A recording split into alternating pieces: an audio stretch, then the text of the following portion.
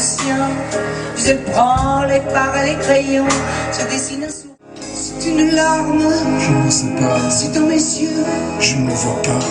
Prenez ma main, je n'en veux pas. je ne la dirai. Des perles de pluie, venues de pays où il ne pleut pas.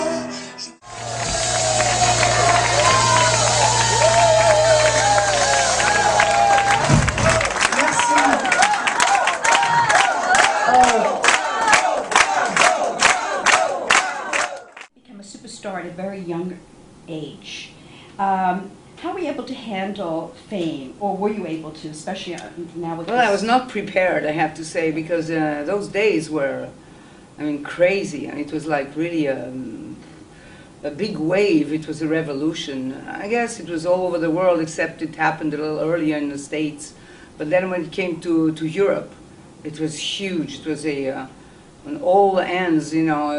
It was a social revolution, musical revolution, and for the first time, teenagers took over and had their own audiences, their own fashion. They dictated things, whereas the preceding generation, I mean, was not the same at all. And we sang rock and roll.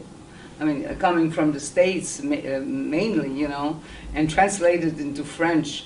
But it was so exciting, and so we had hordes of kids following. You know, it was really so big, and so, you know, it put me to hiding literally, because I was not at all prepared for that. You mentioned that Aznavour had written a song for you, which Yeah. was absolutely beautiful. It's sweet. How did that come about? How did you get into You know, that? Aznavour was always had an ear towards, I mean, in direction of the young people, and he was always, you know, he kind of liked me, and I knew his brother-in-law, and as you know, they're Armenians, and my grandfather, on my grandfather's side, my father's side, they are from Armenian origin.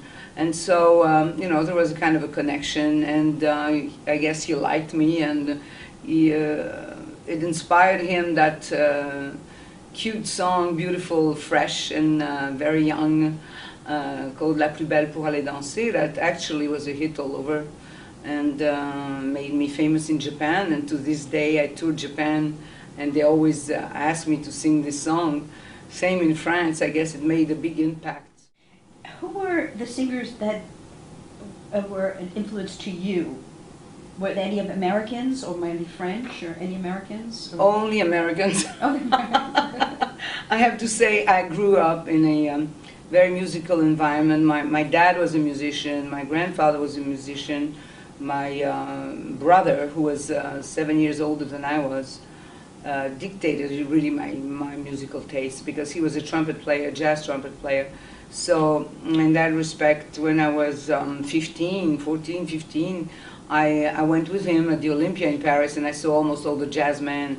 You know, I saw Duke Ellington's band, I saw Count Basie, I saw Oscar Peterson, I saw all of them, Ella Fitzgerald, and he played in a nightclub called the Blue Note.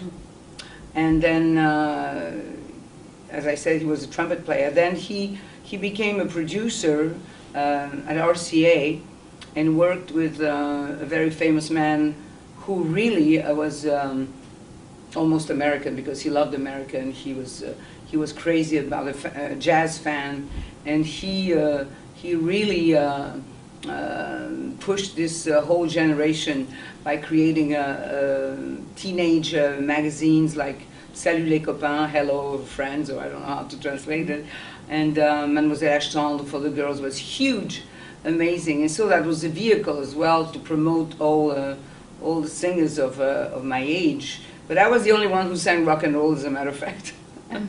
I liked Ray Charles, I liked Brenda Lee, of course, Presley, of course. And Brenda Lee was very impressive for me, because she was younger than I was, 1 year younger, or the same age. She was 13 when she was singing Just a Little with her raunchy voice. I liked it, you know. And I actually, when my brother persuaded me to become a singer, I didn't want to sing, basically. I wanted to be an actress, and I wanted to finish my schooling, and and go to the Conservatory of Paris, and because I did a movie when I was 7, and since then my mind was set. I would be an actress. And then life decided differently, and he took me under his wing, and with Philippe Aki, I mean, we did records, and my first record, as a matter of fact, was a duet, but then my solo record was one adaptation from Brenda Lee's song, Just a Little. It was a rock and roll type.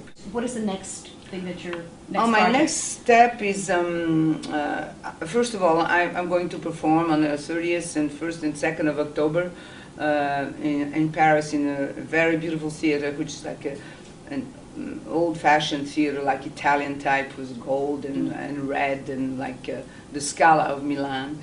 And that would be my second time in a theater. It's very classy, and I'm very excited about that. And then afterwards, I'm planning for next year to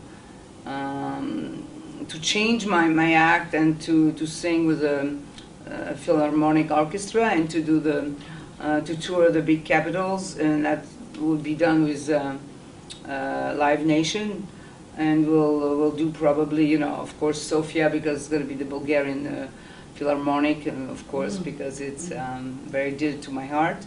And we'll go to probably, I mean, London, Paris, of course, and probably New York. Yes, we have a date almost. Good. Almost a date, yeah. For 30 years, we got Jane Birkin coming, and everybody. And about time Sylvie Vartan came. I've been dying to meet her and have her perform. And Tony Scotti, he's an amazing guy, and he's the manager, and he's the husband. And I didn't know what to expect, but it was better than my expectations. She did a little Jacques Brel. She moved pretty nicely. She was very down to earth and very charming. I thought she was very